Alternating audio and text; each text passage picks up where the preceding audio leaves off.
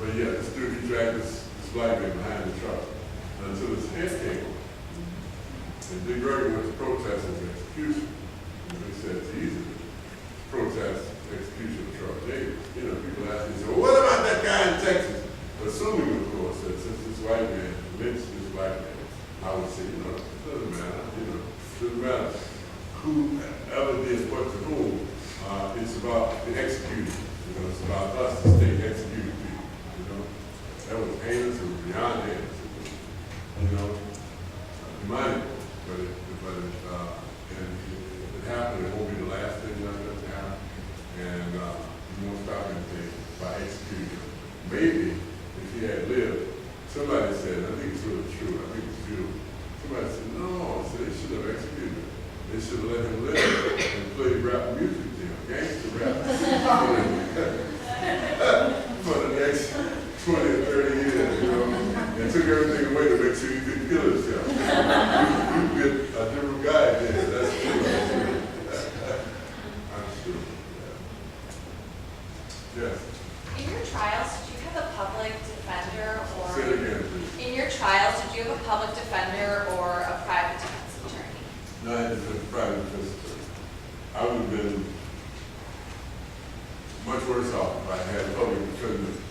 Not that all public defenders, some public defenders are excellent attorneys, right?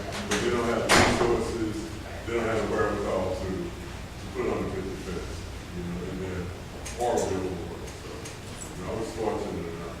My family, my friends raised money, and I got, in fact, I had several private attorneys. And they did me well. My first attorney was intimidated by the white courtroom, and I know he was. He would like me to say that. He's a Chicago attorney. My brother knew him because he worked in the criminal courts bill. My brother saw him getting people turned, getting cases turned around and so forth. And so he thought he would be able to do the same thing in Florida, but he was intimidated by the white court. And I say that decidedly because I was nearly intimidated by it myself. And I was almost, not because I'm so great, because the spirit is great, I was almost beyond being intimidated by anything, anybody. And I could understand the people. Yes, ma'am. How did the selection of an all-white jury occur, since lawyers play a role in selecting the jury? Well, as you know, the juries are taken from the voter registration roll. And this was 1974, and the Voters' Rights Bill had only been signed in 1965 by Lyndon Johnson, making it a fellow crime to prevent people from voting. And folks black people hadn't got a hold of that yet. This is only 10 years. So you didn't have a large body of black people who were registered voters because they were still a bit intimidated by going and registering to vote, that kind of stuff. Because maybe they wouldn't get beat up, they would lose their job, and so forth. So it just wasn't my attorney objected to the fact that there were no black people in the jury. I'll never forget it. The judge, who was sight to behold, and his guy, his black robe, he told my lawyer that. He said, well, Mr. Howard, we had one black man here, he said he couldn't read. And the stickers what he said. He said, yeah, what I'm doing. So that was so no, there was no blacks in the jury. There was no, but my lawyer could have raised a big stink about it. Later on, after I had gone to death row, my brother and I said, hey man, this guy, you know, he said, well, I paid the man XYZ dollars, he did the best he could. What do you want me to do? I said, I don't know, something. And I just read about this guy, this white lawyer from North Carolina, Delbert, who had won a case for a black woman. First time probably in history of North Carolina, this black woman named Joanne Miller said that this guy raped her whenever he felt like it. And so one night she didn't feel like it doing it, so she killed him. And Derek Paul represented her, and he won the case. And I had, you had read the paper, so I was telling you, from death row, right? So my brother came to him, what do you want? I said, see if you can get this crazy white boy out of North Carolina. You know? Derek Paul always had on his shoulders and stuff like that. And it was, you know, looked like what my brother called it. But he was a lawyer, and he worked with Davis and them. So I knew he would come at it at a different angle, and he wouldn't be intimidated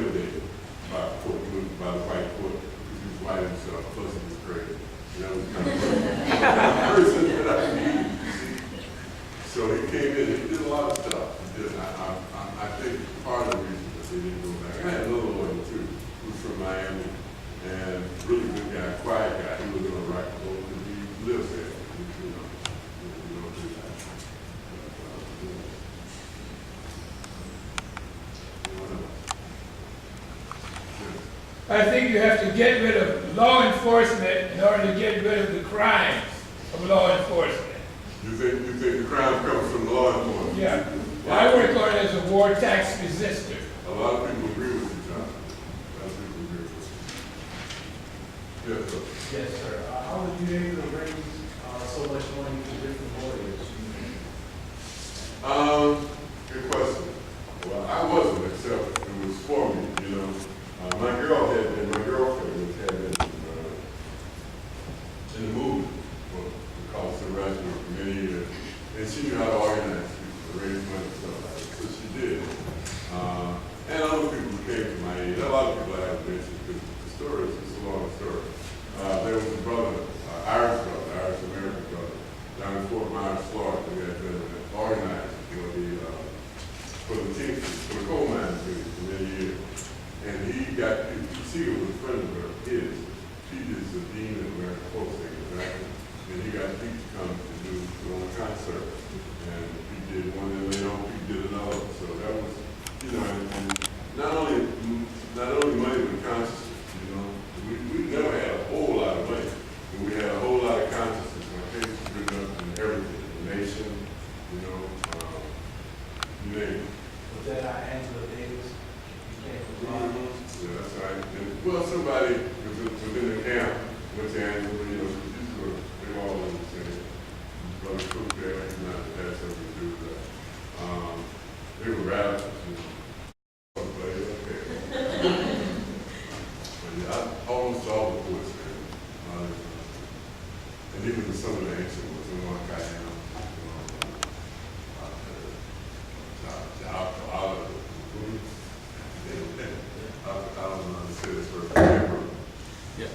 I don't know if you mentioned this while you were talking, but while you were incarcerated, while you were going through all of this, did your spirituality ever take a blow? Did it ever?